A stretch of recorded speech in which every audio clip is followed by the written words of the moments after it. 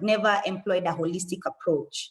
What I mean is that we were all put in a box whereby we are graded, and now it was about us cramming and then now replicate what we've been taught in the exams, not about questioning things, and when you look at the system, especially the IB system, kids are taught from a young age to question things. Yeah, you're taught how to look at as an individual from a holistic approach. What are my passions? How do I contribute? How do I question this theory and come up with my own aspect? And when you look at, if that education system can continue evolving in a manner that, as Alois says, a process whereby we are solving problems, we are able to question things, we are able to come up with solutions, then that's the education system that will fit the society.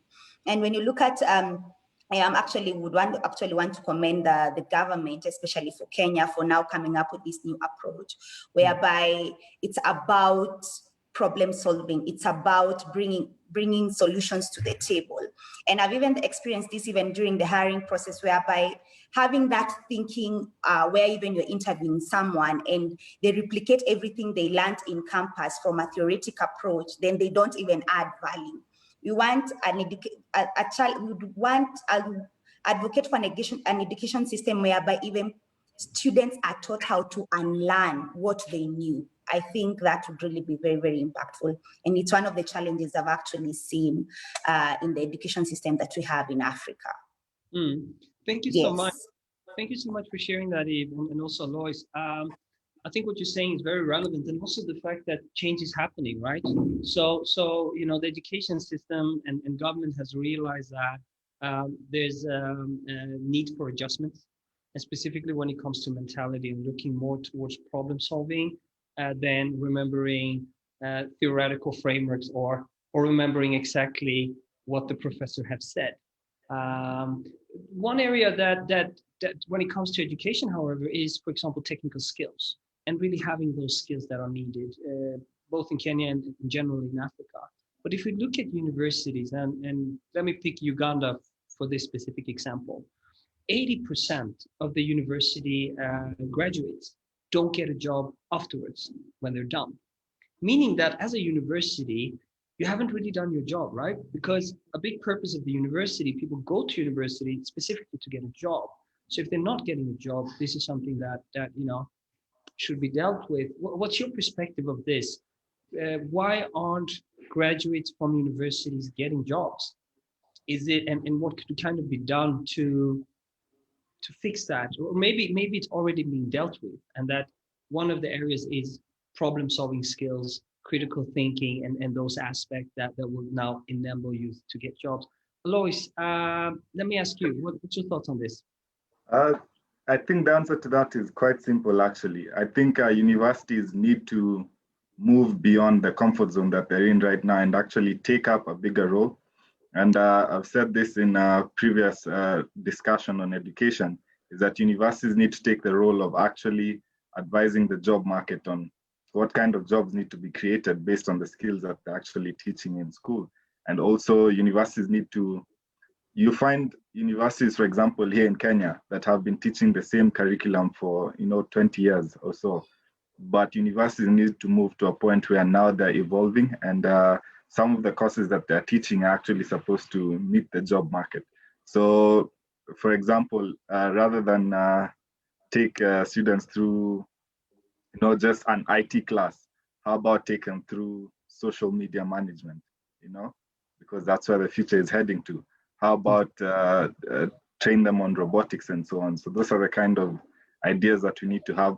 But more so, I'd like to repeat that universities need to take ownership and actually work very closely with the job market, work with private sector and work with government on what kind of jobs are being created by these bodies so that they can also tailor the education towards the same. Very, very, very relevant point. Thank you for that, Alois. Eve, what's your take on this?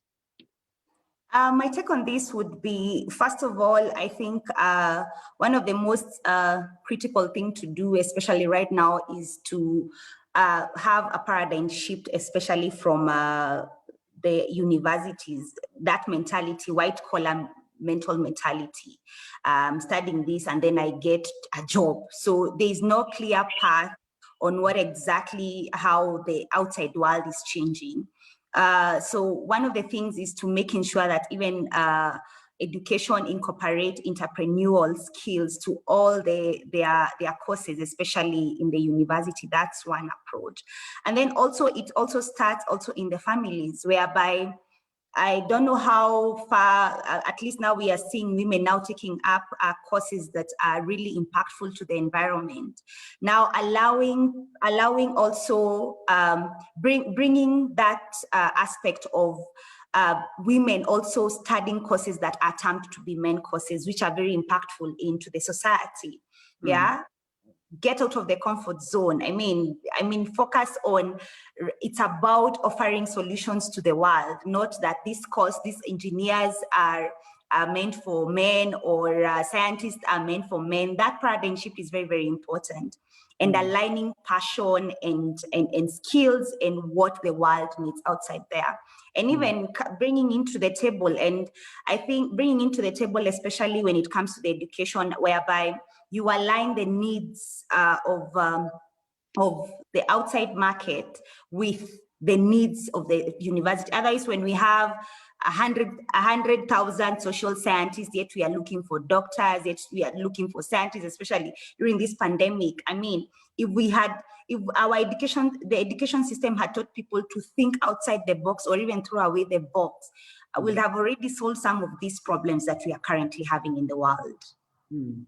Yes. Very, very good point. And thank you for sharing that, Eve. I think my next question is, let's look at the opportunities, because now we discussed some of the challenges and so on. And I've heard some of the potential opportunities being mentioned regarding how you can actually, change the curriculum and the way that we educate. But what are other opportunities that you see out there in terms of education sector?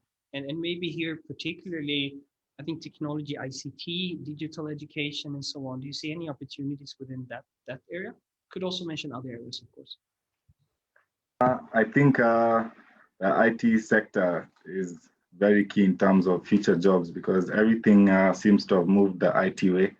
However, I'm also a big advocate of entrepreneurship. So my idea is entrepreneurship needs to be taught pretty much in every school and every course that one takes. This is because we need to move from a place where we have job seekers to a place where we have job creators. That's the only way we're going to empower young people and kind of harness this gap that's there and this huge market of young people who can get jobs. So for me, it's entrepreneurship and getting young people to become job creators. Thank you for saying that. I really agree with you on that one, to be honest. I mean, for me, it's easy to agree because I work with startups and entrepreneurs.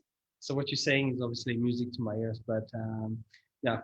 But I think that's one of the areas where you can look at it, have more of a job creator focus than becoming an employee, right? And how do you already during the university time start looking at changing this mentality from an employee mentality to a job creator mentality, which is a big shift, right? It's nothing that you look at some TED Talks on YouTube and then, I got it. It's something that you need continuous, little bit trial and error. But let's check with you, Eve. In terms of education sector and opportunities, what are your thoughts on this? Where do you see big opportunity areas? Oh, I think you're on mute. Oh, sorry. Okay. Yeah. I think their opportunities keep on coming up, especially in the education and even in the work environment. And now I look at, for instance, how most of even our industries are changing. Like, for instance, let me give an example with the financial industry, the finance industry. What is the biggest opportunity there? Like, for instance, if you're a student and you want to study in the next aspect, that being a financial analyst is one of the key skills that organizations are looking for. Yeah. So if you look at the supply and the demand in terms of job opportunities, then you need to align yourself to that. Look at now, IT sector has really evolved and is now become a very big industry, especially. I keep on saying that after the COVID-19, things will never be the same. So what, again, do you look at yourself as a person who has a passion in IT? Where is the demand there? You look at things like cybersecurity. Every organization wants to protect its data. So how do you align yourself with that? The other opportunity, I also look at analysts are going to be needed in every sector, even in the human capital field. Analysts who are pretty needed because now data is driving decisions in organization. Numbers will never lie. Yeah. Numbers, in fact, one of the things I keep on hearing from people in, especially my colleagues in finance, they say numbers will never lie. Now, when it comes to people, you have to look at metrics, you have to look at data, and you look at how that impacts the business. So how do you align yourself in that, in such opportunities? Then again, another industry, lawyers, how is the law field how is it evolving as you as having a passion for law? Do you think probably, like for instance, in the human capital field, and I remember there's one friend of mine who was in the law field who decided to really focus on law, has studied law, but now focused on human capital, especially during the retrenchment process that happened during the COVID-19. And she came in and offered various expertise, and it was a demand that the demand was higher than the supply. So look at the demand and the supply, and how do you align yourself in terms of the skills, how you need to equip yourself so that you have a competitive advantage as an individual, and as where you're going towards your career, where do you start and where do you see into your future? Those are the kind of opportunities I look at, especially in the industry in Africa. Yes. Thank you so much, Eve. 100% agree. What do you say, Alois? Agree? I couldn't agree more with Eve. I mean, she's also quite given me a lot of insights that I hadn't looked at that way. Okay, good to hear. Let me ask you the next question. Something that is very relevant now and something that is being talked about more and more is the fourth industrial revolution. And looking specifically at exponential technology, where it will go more and more exponential for basically every year that we go into. The fourth industrial revolution has been seen as an opportunity, but also as a threat, right? The most common threat is that robots will take all the jobs in the future, and that, you know, the only way for the future youth to work is through universal basic income, meaning that, you know, somebody just gives you money and then you spend your time doing whatever you want to do.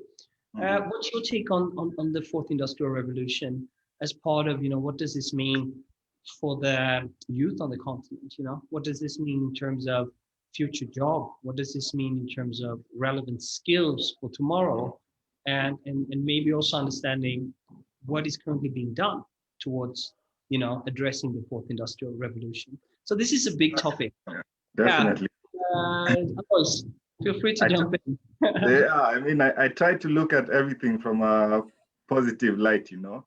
So, for example, if you look at the airport in Rwanda, right now they're using robots to, I mean, scan passengers so that you can avoid humans actually having contact with each other, and therefore reducing the risk of contracting COVID-19. So these are positives that you can get out of it, but also I see opportunities because these robots need to be created, which means this is a job that someone can do. These robots need to be serviced every now and then, which is still a job that people can learn. So I think you can never fight change. And once the waves of change come, there's only so much you can do.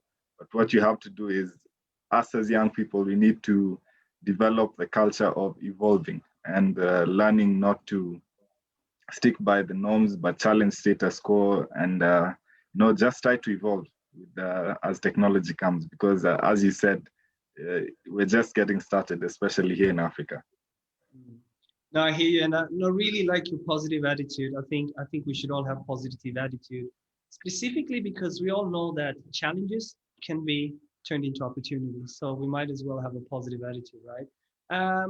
Eve, do you share the same positive spirit as Alois, or do you have a little bit more of a, I don't know, a negative scenario happening? Okay, I also like being, I like being positive, but also it's also, I also look at, I like also being very, what do you call it? I'm a realist also. So one of the things I look at, especially when you compare, you've mentioned something about robots replacing jobs. One of the things I'm a firm believer on is that nothing will ever replace the human mind. Even if we have robots, or nothing will ever replace the human mind. In fact, it's up to you to analyze as an individual, or even the education system, you analyze how can this brain be put into use, or rather in a layman's term, yeah, because the same robots are created by human beings, and that human being is from the mind. So it's about us having a culture, aligning with a culture of learning every day, and unlearning things, looking at the things that you worked in the past and they can't work right now, and learn that, and you start now evolving, because the brain, you'll never replace the human brain with the robots. It's about having that, because it's been said before that we only use, we only use, I think 13% of our brain, assuming if we were to use that, even get it to at least 30%, then what kind of a world we will have? We'll even actually be looking at, you've already developed this robot, and then you look into the future, like this robot can actually do more than this. Yes, and then now we are now focused into thinking critically and coming up with solutions. So the only problem will be if as an individual you're not evolving, then you become very irrelevant. Then it's up to you to align with your brain to make sure that it is being put into maximum use of what it was meant to do, to an extent that that robot cannot scare you. No, I hear you. Yes. That's Yes. a very good answer. I think also, there's different approaches. If you ask Elon Musk, I mean, he's focusing on Neuralink, right? Where we're plugging in these kind of like sensors in our brain that allows us to communicate with machines. So then, saying that, the robots are taking the jobs, and still like, yeah, but then I have this Neuralink allowing me to be the boss of the robot, and very interesting. How do you look at another area in terms of job creation? Is the opportunities out there that doesn't really require you to have a master degree, becoming a plumber, or some kind of artisan, more practical uses. A country that uses this a lot is Germany, where students that don't want to take an academic path can do internships at companies and different areas where they can, work the way up. Do you feel like this is something that African countries need to focus more on? Is this something that's already being focused on? What's your viewpoint on that? Thank you. Actually, in Kenya right now, the government has chosen to focus in that direction. And this is because after doing many studies, we found that everyone is rushing towards getting the white collar jobs. So if you look at right now, for example, I think it's above a C. If you don't get above a C, then automatically you're shifted towards getting your diploma first, or getting your certificate courses, or going for some of the TVET courses, which ideally push you towards skill-based training. So I think this is the way to go, because we're going, if we had continued going in the same direction, we would get to a point where no one can repair our sinks, no one can repair my electricity, because all of us are working in the office. So when everything shuts down, then work can't go on. But I think definitely we need to move towards that direction. And I remember I was having a conversation with one of the people who actually started this Kazi Mtaani project. And I was trying to ask, I was being a young person and saying, how is it that you're only creating jobs where us young people have to go and dig trenches and so on? But he told me that the idea of these jobs is for young people to have a little money in their pocket, one, so that they become self-sufficient, and so that these young people are now able to, using these finances that they have, save and then create other opportunities, do other jobs that now they'll be willing to do. So I think this is the right way to go. Perfect. Thank you so much for that. Yeah, I have the same question to you, Eve. What's your take on that? Wow, that's a very interesting question. I don't know what to comment on that, but I'll never miss something to say. I think I look at, we have to all to be equal to, we have all to be unequal to be equal. So that's one of my biggest quotes that I look up to. And I always tell myself that if we can focus on capabilities and also aligning skills that are required at a different time in life, that can really change the way we look at the education system. And also, not all of us have that viable opportunities, for instance, to go to these schools that employ a holistic approach. So I think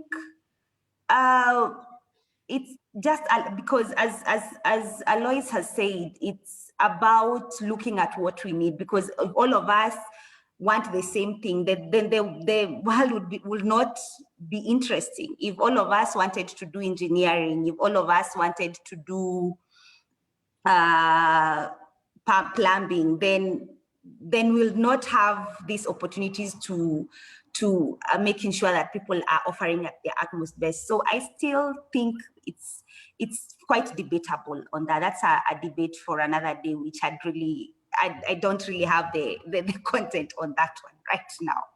I hear you. No, but I think I think you provided a very good answer there. So let me ask you another one, and let's see if this one I can make it a little bit tricky. So let's say that you are the head of education at the African Union, and your mission is to make the education system in Africa the best in the world, meaning that you're surpassing countries like Finland, South Korea, and so on, in all kinds of relevant skills, from STEM, mathematics, languages, and so on, to creativeness, which is usually the opposite towards math and so on. Yes, what would you do then? What would your game plan be as part of, this is where I would put money, or these are some of the areas I would focus on? Yeah. Who wants to? Alois, I think, is ready for it. Yes. Alois, come on, let us hear some of your viewpoints. Yes. All right, let me take this one. I'm a big, so actually I'm working on a program right now called the 21st Century Soft Skills Program. And some of the things that I would, a part of this soft skills program are self-awareness, personal grooming and branding as number one. Number two is leadership, team dynamics and management. 3 is time management and organization skills.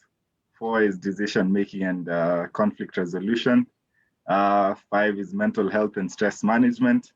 And number 6 is personal security, self-defense, and situational analysis. So these skills would actually, why I called it a 21st Century Soft Skills Program is because I believe these are the skills that are actually needed in the 21st century. So I would, as the head of education, I would insist that these skills are actually taught in every learning institution that we have, right from the primary school level. And I believe if we got that right, then Africa would actually surpass any other continent. Wow, you actually had an answer to that question. I didn't expect that. Did you come prepared? I was wondering how to bring the soft skills program, but you gave me the perfect opportunity to bring it. Oh, perfect. No, it was really a good answer to that question. So I'm really appreciative for you to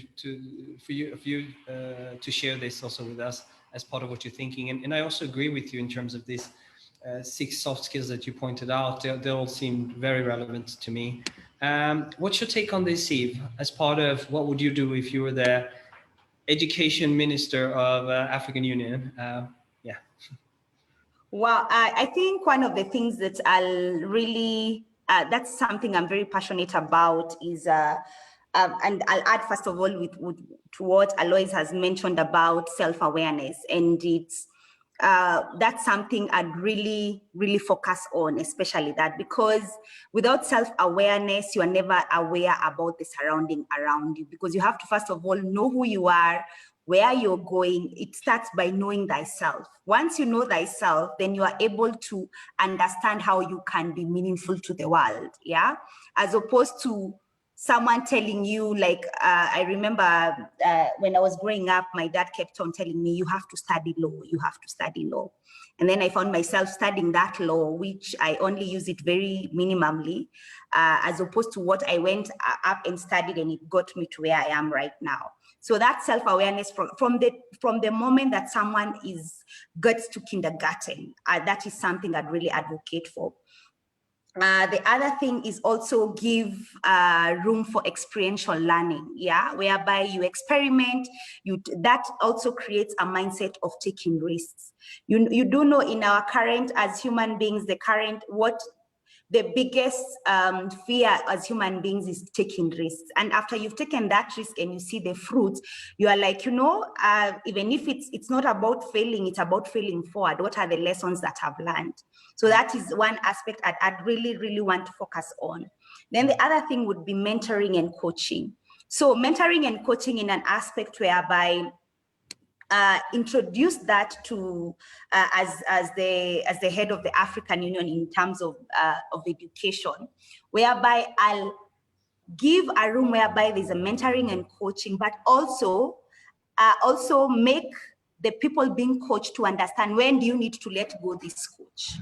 Because already they have served the purpose at that point. Now we need to move to the next level. Yeah, whereby you don't have to cling and you are like, oh my God, I have to stick on this person, knowing when to stop, when to start and when to stop. So you know that as a human being, you're also evolving and you're also growing from one level to another. Then also introduce an aspect of community service. There's an aspect of whereby, in terms of the education, it's not just an individual approach. It's not just me. It's about what I do and how does it affect the environment. What I do, what does it affect the people around me? Which legacy do I want to live on? Knowing that in this world, I have limited time, and if at all I don't use that time as a human being when I'm on earth, then I'll live a meaningless life. And also incorporate aspect of values as an individual, like where is the bar, where is the point where I say no matter where it is. And that starts from knowing thyself. I know these are my values, I can't compromise this, and how do I always make a life to be meaningful? For me, that's what I'd really focus on, because it will touch holistically and everything else will fall in place. Thank you so much. I just have to do this. I agree. 100%, specifically also areas around self-awareness that you were talking about, and values and other stuff, because in the end, the education system is also building culture, right? It's building attitude, it's building a certain mentality, and sometimes we tend to forget that. We tend to get very technical in terms of, what should be the education thematics, what kind of programs, if we need more teacher, engineers and whatnot, but the aspects around culture building and what kind of mentality is being enforced. So I think that's a very, very good point. And I agree on basically everything you both have said.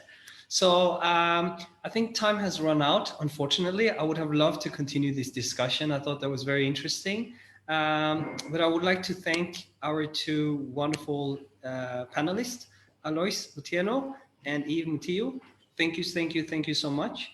I would also like to thank all the people watching this live on either Facebook Live or YouTube Live. Great to have you here on this education panel. We also have surveys for you watching if you want to share some of your points, views, ideas around education. So feel free to participate and get engaged with us. For now, I would like to thank our great panelists for participating, and I hope to see you soon again. So thank you so much. Bye. Thank you so much, Jonas, and it was a great honor, and I'm truly humbled to be part of this. Thank you. Thank you so much. Thank you very much. I also learned quite a bit from Eve as well, and happy to be here. Perfect. Thank you so much, guys. Have a beautiful weekend. Bye. You too. Thank you, Alois.